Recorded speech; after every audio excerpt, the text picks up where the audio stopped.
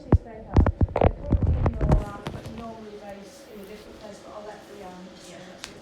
So, really pleased to have you here, Rhian. And Rhian's only been in post as the Executive Officer since January, I think. So early days for Rhian, but thank you for taking the time to come and talk to us today. Okay, thank you very much. Thanks, Sue, for the warm welcome, and it's lovely to be here. I've never been to the cottage before. Never knew that she was here, actually, so thank you very much. So, as Sue's told you, I'm Rhian, and I've been in post since January as Executive Officer for Hahav. How many of you know anything apart from what Sue just said? Do you know anything at all about as a charity? Yeah. What do you know? I know that Mr. Axford set it up. He was an it's oncologist at Pontus. He is right. Yes. When I was working, I would sometimes make referrals. So you're a nurse? No. I work for the Red Cross, the British Red Cross. Okay. And sometimes, particularly carers. Yeah. Right. Okay. And I know you Anybody have a else? singing group as well there, or you did. Oh yes. Well, we still do. Yes. Anybody else know anything? Have you recently given a donation to the hall in Stradmarried for the kitchen, so they can have coffee mornings? Have we given? Yeah. I don't think so. What did us have that did that? You might be right. I might not know everything, but I haven't heard that one. So I will ask tomorrow. Do you know what Hahav means? No. Okay. Well, neither did I, to be honest. It actually means, and it was set up, as some of you possibly already know, just in the Aberystwyth locality when it was set up 14 years ago. But it actually stands for Hospice at Home Aberystwyth Volunteers, which kind of makes sense, or made more sense when it was set up, because it was for just the sort of immediate Aberystwyth locality. We're still using the acronym, but since I've been in post and since I've learned more about the organisation, we are calling it now on all our social media Hahav Ceredigion, because we do stretch now across the county and we want to grow as an organisation and reach further afield, but within the county. So that's the background of the name. And as I've already said, it started in Aberystwyth 14 years ago by a group of volunteers. We don't receive any statutory funding from the government or the health board, and Ceredigion is the only county in Wales without a hospice facility, a hospice building.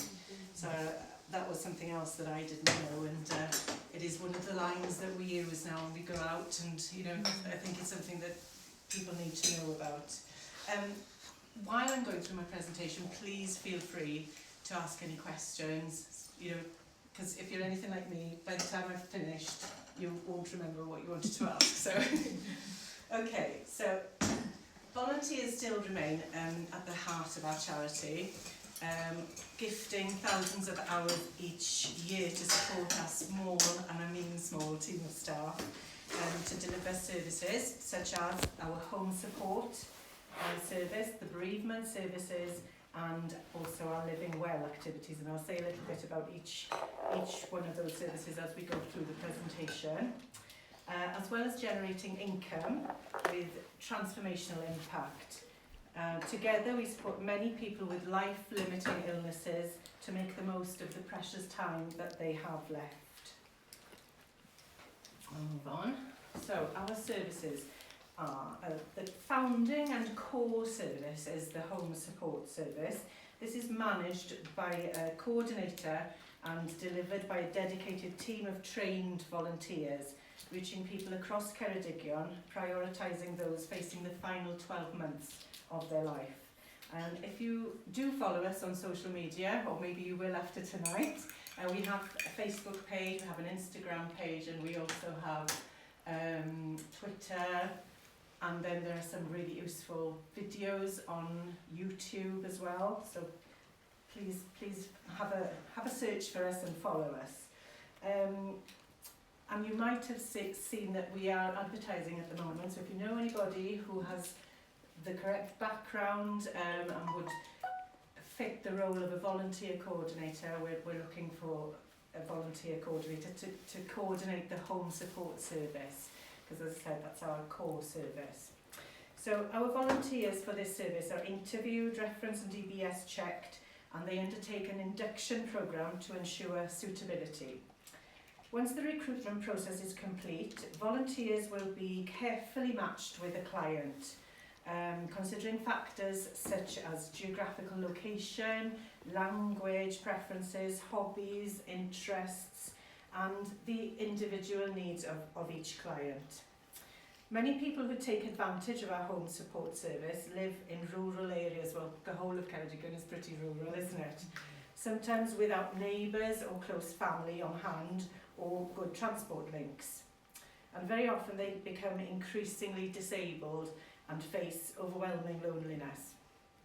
Therefore, this service can be a real lifeline to them and a great help to improve their quality of life. And our trained volunteers support the clients with respite for carers. If you've ever been a carer, you will know how important it is to have a break. Transport needs, visits and excursions, and companionship and an ear to listen. Oh, and the next one is the bereavement, which Sue has already mentioned. This can also be an isolating and lonely experience, and some people require additional support to help process their loss. We provide free bereavement counselling service, which is accessible at any point in a person's journey of grief.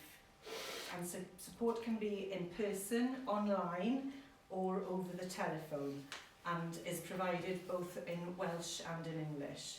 And we do pride ourselves on the fact that there's no waiting list, because personally I was looking for bereavement services for my children a couple of years ago. We lost my father-in-law, and I knew that the school had a partnership with Cruise, and I contacted them, and the waiting list was phenomenal. And you know, you need the support there and then, don't you? Additionally, our volunteer-led grief companion, this is something that's grown out of the success of our bereavement services. This is an outreach project and is targeted towards people in the recovery and adjustment stage. So things help with practical things. I'm sure that you all think of a couple, and in Welsh I would say a Siôn a Siam, they do everything together. And when one has gone, the one that's left, it's just really difficult to move on. They don't know how to, do the practical things like maybe pay the bills, change a light bulb, or it might be just something like gaining enough confidence to go back out into society. So that is another service that has, as I said, grown out of the success of our bereavement counselling. And then I'm going to move on to say a little bit about our Living Well service. Do you recognise that building? Yes. Yeah. So that is our office, HQ now. They leased it in 2019. No, am I right? Yes, I think so. 2019, just before COVID, and of course they had to close it pretty swiftly afterwards. And last March they managed to purchase it after a monumental fundraising campaign and donations and all kinds of anything that you can think of to raise the funds to get it, but they managed to purchase it. Last March it went through. So this is our Living Well Centre now, and where our offices are based. As Sue did mention, we've moved out since July, and I'll show you some pictures, hopefully, if it'll work, when we get to the particular slide of some of the refurbishment work. Yeah, we're really looking forward to moving back in, and the contractors will finish the piece of work that they're doing at the moment next week. So will be in the week after. So as I say, in 2021 we launched the Living Well Centre. It runs activities that support clients' well-being and help them manage some of the challenging symptoms of chronic illness, such as pain, fatigue and anxiety. The activities are free and refreshments are also available. So our clients and supporters and the carers can all use our Living Well Centre at Llanafan.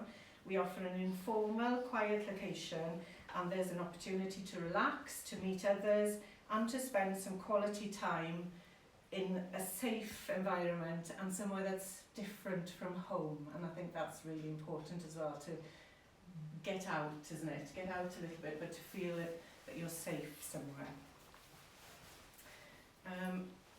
We also have a weekly programme of various activities. On a Tuesday, that's not very clear there. Can you all see that? On a Tuesday, we have an arts and friendship group. On a Wednesday, we have what we call coffee on, and this is one of our big successes. It's an afternoon tea for dementia clients. And a group of volunteers come in on a weekly basis about midday, and they prepare an afternoon tea, properly set out. Because we're an older hotel, we've got the little tiered cake stands and everything, and the little cafetières, and they prepare the tables for the clients and their carers, and then we've got a coordinator that just works with the volunteers and the clients on just the coffee on, and they have different activities every week, which can be someone giving a talk, or it might be one of the group members themselves. They've got a particular interest in something. Music is a big hit. It just touches all of them.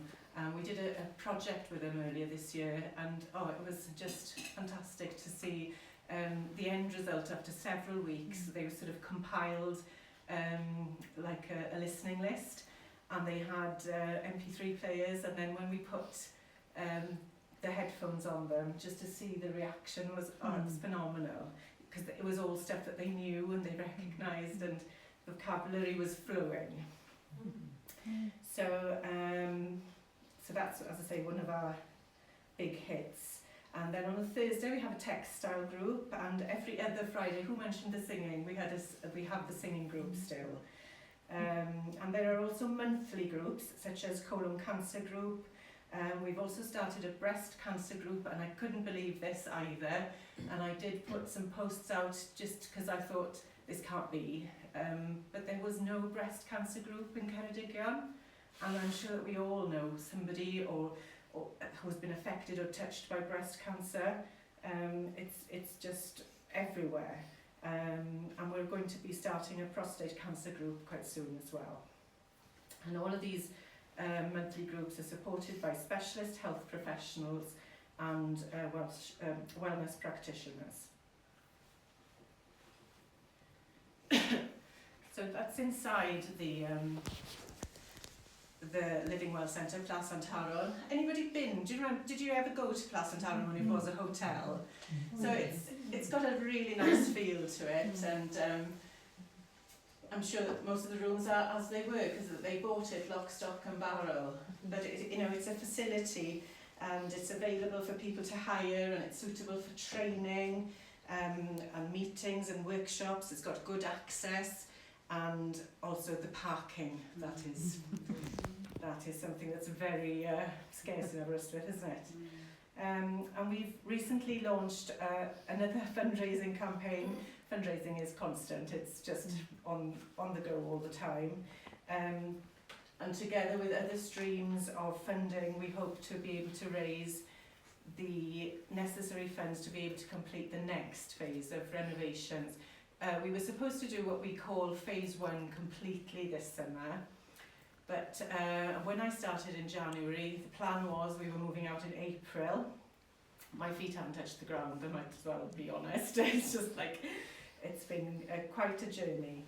And then when we sent the tenders out and it came back in February, the the costs had just soared, and they had practically doubled, because when they set out, they knew they had the lottery money, and they had their own funds that they were going to put into it, and they had everything that they needed, and they were, right, April, we're out, and contractors will be appointed, and we'll start the work.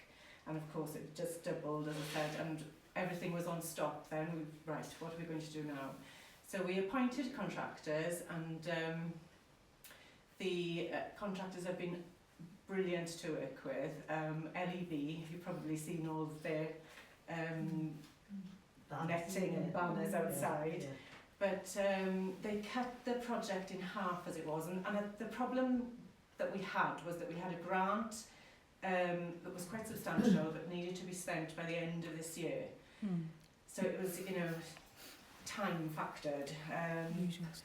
So what we've done is just the part that we call the art room, and we have managed to spend the money and get the project completed. But of course it's a little bit, as I would say, upside down, because the art room is upstairs, and the whole of phase 1 included putting a lift in and inserting disabled toilets. So that part hasn't been done yet, and phase 1 is the critical stage.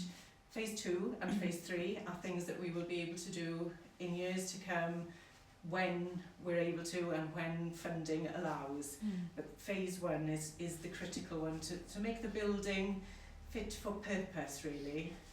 So Rhian, can I just ask, Yes. is phase 2 or phase 3, is it the intention to have end-of-life beds in a palliative care process? I don't think it's an intention in Llanafan. Right. I think Dr. Axford's long-term vision, Yeah. when he set out with the initial vision for this, was that in years to come that would be something that Yeah. possibly, Yeah. there's land around Yes. Llanafan, so it might be something that we're able to aim for. But before we get there, the hope is that we can turn Llanafan into a day respite hospice, where people can come for the day rather than at the moment they're just able to come for a few hours for the group sessions, etc. So that's where we're Can going. I ask, presumably as a hotel, ex-hotel, Yeah. it does have a lot of bedrooms. It How has have they been 12 used? bedrooms, yes. Only 12? Only 12. Okay. And 2 of which have gone now in this Into- development that we've just finished. So yeah, and as I say, before we moved out, I was selling beds and bedroom furniture, just because we needed to get the space cleared. It just seems that Ceredigion is the only county in Wales that doesn't have hospice care. So the choice is at home or hospital, which Yes. seems totally wrong for the people of Ceredigion compared to the rest of the I know. population of Wales. We are constantly kind of lobbying about this, and with Ellen Jones, Ben Lake, etc. But yeah, it's a long-term thing. So. What was Dr. Axford's background? He was an oncologist Okay. in Mayrig Ward, Right. and I think in the end was medical director, wasn't he? I think so, Before yeah. he retired. Yeah. His wife was heavily involved as well, wasn't she? Karen was the retail whiz. Yeah. Yes, yeah. Yeah, she set up the retail arm, which I will tell you a bit about now in a minute. Now then, where were we? I think I've told you about the refurbishment, so we'll just move on now to see where we go next. Right, so reflexology and gentle massage is also offered to promote relaxation and reduce stress. And this service is something that we offer at the moment to carers and to clients and their carers in the home. And if we get to the stage where we want to turn it into a day hospice, this is something that we want to bring in to Llanafan. We have tried it, but I don't think it's because we haven't got the venue or the building to where we want to get it. And also it also depends on how ill our clients are, because if you wake up one morning and it's not a good day, well, the last thing that you want to do is to come out. But if it can be offered in the home, it's much more comfortable for them. Now then, I'm not sure if this is going to work. We'll try it. I think we need internet. Yeah, does it depend on internet? I think so. We don't have it, yeah. No, there we are. We move on. Okay. All that was just some pictures to show you what's been done over the summer, and just to give you a little flavour. But we will hopefully be doing some kind of a little soft launch, and I have been putting pictures so you would be able to see them if you have access to Facebook. They are on there, so just scoot back a bit and then you'll be able to see some of those. Right, we have a busy charity shop and also a warehouse in Aberystwyth. Has any of you been to either of those places? Yes? Very good hat department. Wedding hats. Okay, yes. Take them out. Yeah, well, we have given fantastic, the quality of our items, and very often, and you know, the volunteers, they take such pride in setting it out and the systems in place. It really is fantastic the way that things are run there. Retail is my background. I used to have my own business, so I'm really interested in how all of this works. Sorry, can I just ask, is the warehouse open? It is, yes. Monday morning 9 till 1, Yes. Wednesday, Thursday and Friday 9 till 4:30. So again, there's potential for growth there. We want to be able to get it open 6 days a week like the shop is. So if any of you are interested in furniture or volunteering a few hours to help us, that would be lovely. And I have got some forms with me tonight if anyone's interested. Our gas bottles and radiators were taken there yesterday in the craft club. So. Yes, Helen works there. She's one of the Thursday morning team up on the mezzanine in the warehouse. That's where they process the clothing donations. They do the steaming and the sorting. So yeah. Okay, so you know about those two places. So yeah, some people aren't sure where the warehouse is, but it's down in the industrial estate, opposite Tool station. Greg's, isn't it, there, and next door to the vets. Yeah. That's it. Oh, what's going on here? There we are. Now then, volunteering. Just mentioned a little bit about that. We're always looking for volunteers, especially for our core services. As I said, we want to grow the home support service across the county, but for any other roles as well, and there are many roles. Admin, shop, the warehouse, as I've mentioned. You might have a love for furniture, or are you an eBayer, possibly? Anyone interested in listing on eBay, or have, a certain expertise on something? I'm sure we'd be able to turn your interest into a volunteering role. Or a grief companion or a counsellor, possibly. That might be something that's of interest to some of you. So what do you get out of volunteering? Well, you learn new skills, make friends, increase confidence, you contribute to your community, and you help others, and you are the difference, you make the difference, don't you? I just included a couple of slides here, what I've called them kind words. They're just some feedback that we've had from some of our clients who have had either maybe some counselling or have a volunteer who comes as a home support volunteer to them. I feel 100% better in myself and have regained the confidence I always had, and now feel I am becoming me again. I'm sure many of us can identify with that. There are different times in our lives when we sort of lose ourselves, aren't there? And thank you for giving me this opportunity. And then another one, I think as human beings we are created to communicate, to be in a community and to interact. The counselling service has helped me to reconnect to God, myself, my husband and family, and the community. Every problem has a solution.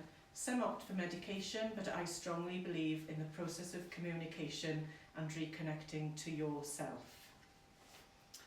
And I think that we're coming to the last one. So this is just how you can refer people.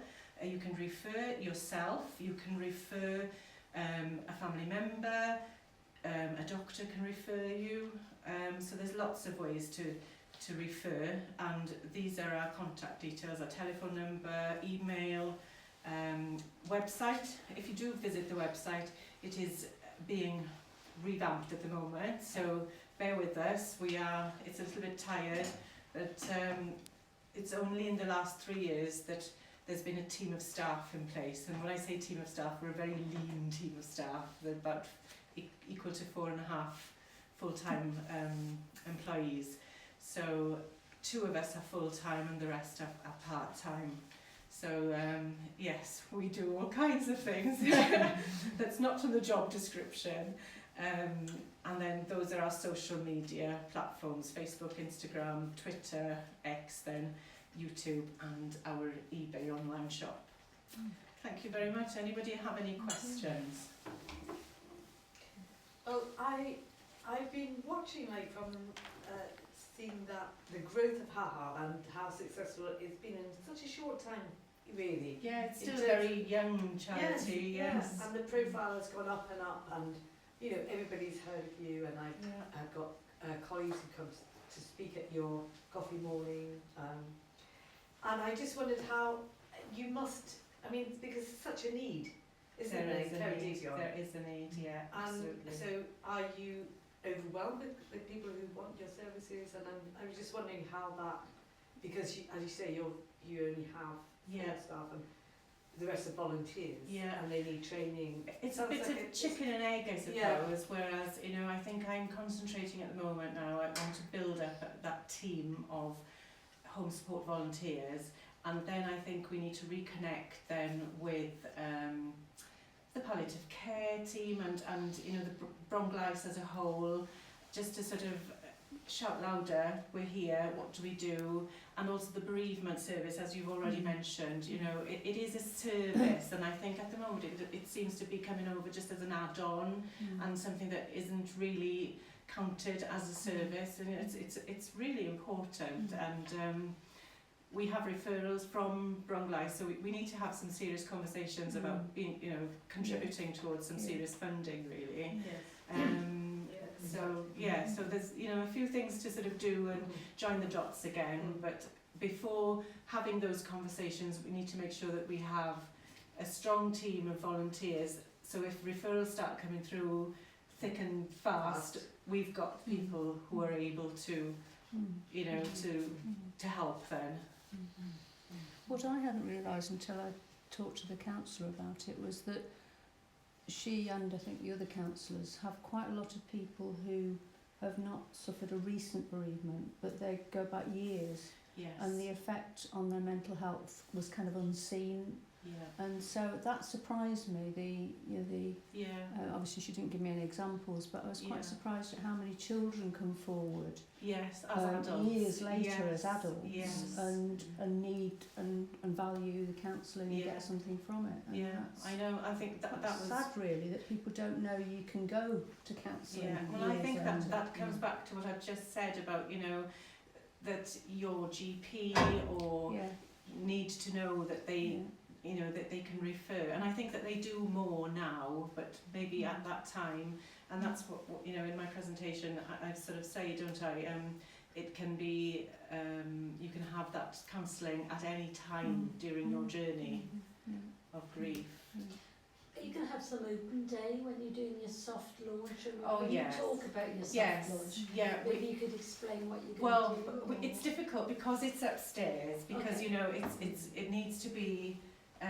We don't want to discriminate against anybody, so we need to make sure, but we also need to make sure that people know that it's there. So when we've got the lift installed, this is a lovely facility that people can hire, as well as, you know, we can use it for our groups, etc. But it's there as a community asset as well. You know, that's what we think about Pleasant Tower and our Living Well Centre as. It is a community asset. It's there for groups to come and use us, and because of the facilities, you know, and it's also that creates an income stream for us then, because everything that we do is free.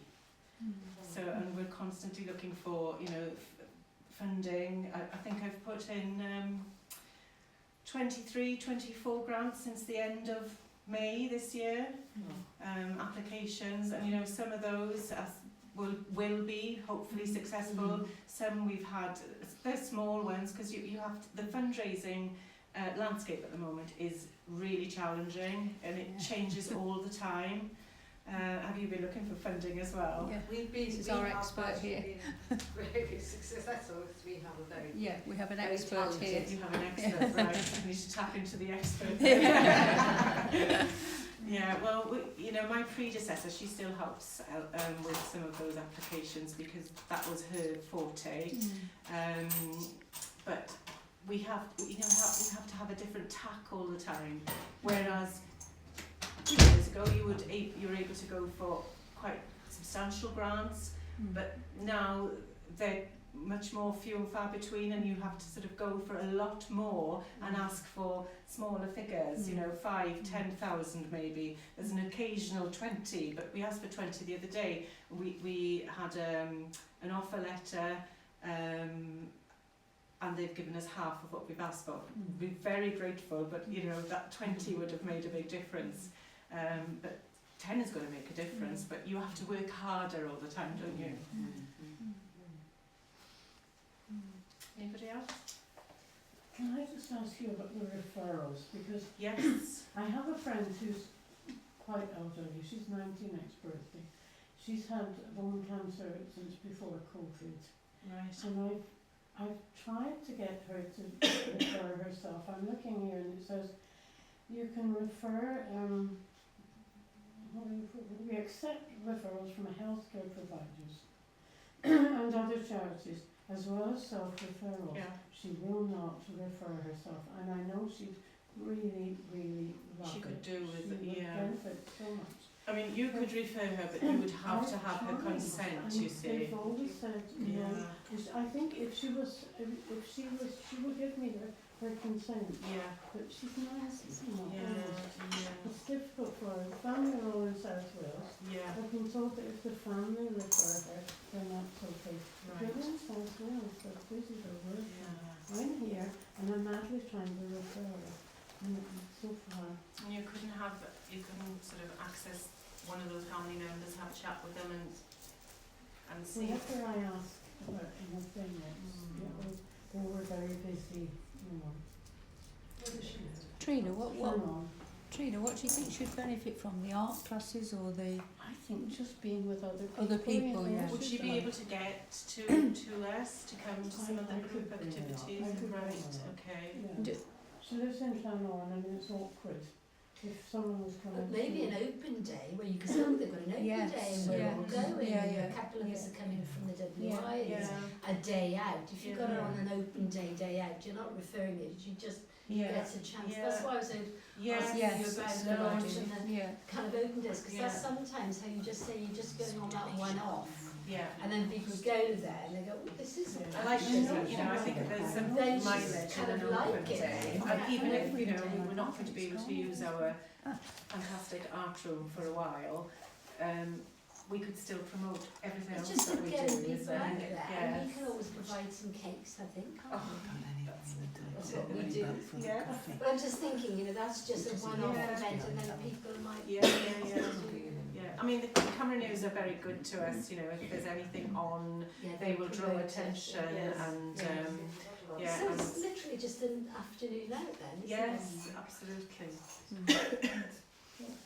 I think she would. I mean, she could see it in action. Yeah, the art that's the class thing, or the isn't washing, it? you know, Yeah. the craft stuff that they do as well. Or I if think she knew somebody who Yes. actually comes to one of our, who could do a little bit of campaigning Yeah. and canvassing. Could you just take her for a coffee or something like that if you have like a... We have different days. We have different days, Different yeah, days, and yeah, because of, you know, how we were set up, there is a criteria, you know, that they sort of Yeah, need to fit assessment. into. Yeah. But she definitely fits into. She's got the cancer. So yeah, you know, I don't see that if she would be willing to come in for a spin in the car and you Yeah. having to just call in. Good idea. Yeah. Yeah. The cafe, we've got a lovely. It's an area that where the bar was, or a small bar, and like a breakfast area, and in one of the phases, you know, it's on the plans that we would love to just open that out, but I want to keep it as a coffee area that opens out into the garden, because I think that's another really nice sort of add-on, and because of the parking, it sort of invites people to call in, doesn't it? But yeah, that's a few years down the line again. Is that when phase 2 is? Is that a few years? Oh, I can't remember what they all. There's different exciting things in each phase. One of the really exciting bits is developing the kitchen, and you know, the kitchen as it is. When we get to that stage, they've still got the state-of-the-art catering equipment in there, so you know, we'd need to sell those, but we want to develop that as a really nice area where people would be having training in nutrition to go with their And also gardening. Yes, Do you have a garden? we have a small area of garden, we do, and that's the idea is to have the patio doors are sort of opening out onto the, and it's quite flat as well, so Lovely. So you can go out in a wheelchair. I don't know if I'll still be there by the time we get to that stage, but it's part of the dream and the vision. That's great. So, And yes, I love it. I love what you're doing. I think it's amazing. I think it's so It is, yeah. much. I never thought I would be working in a charity, you know, that did this kind of work, but I can see, you know, everyone's got their different strengths, haven't they? I'm hoping that, you know, my marketing background, my business background is helping them, because it's the retail that keeps that steady stream of income to make sure that we're able to keep providing our core services. So by making sure that they are stable and safe and growing, we're able to make sure that we can continue with that aspect. Well, we have regular coffee mornings, and we do have the community come along in quite big numbers. 50 people come, and many of those are living alone. They are living with illnesses, and so I guess it might be nice to have someone come along on one of those coffee mornings to talk to people, or at least have the leaflets out. You know, we could have the leaflets out and spread the word of it, and because in small ways these small coffee mornings that are happening in the villages are serving a purpose to help with loneliness. And loneliness is quite a thing now. Yes, that's right. Fragility and Can I loneliness. ask you a question? Yes. Would you allow a person in with a dog? I'm not sure what the regulations are. I'm sure I've seen a dog in there actually. People say, I don't want to leave my dog behind. Right. Just wondering. I think I've heard mention of a caring dog that goes in. Oh, right. But I might have got muddled up with There was a men's group that used to meet with us, and the coordinator of that group, I think he had a dog and he used to bring it because it was like therapy. It's a very good dog. There are organisations where they actually take dogs in. There's some friends has dogs one. to help some children with difficulties. Like Well, I want to thank Rhian, and shall we all show our appreciation for our really, really interesting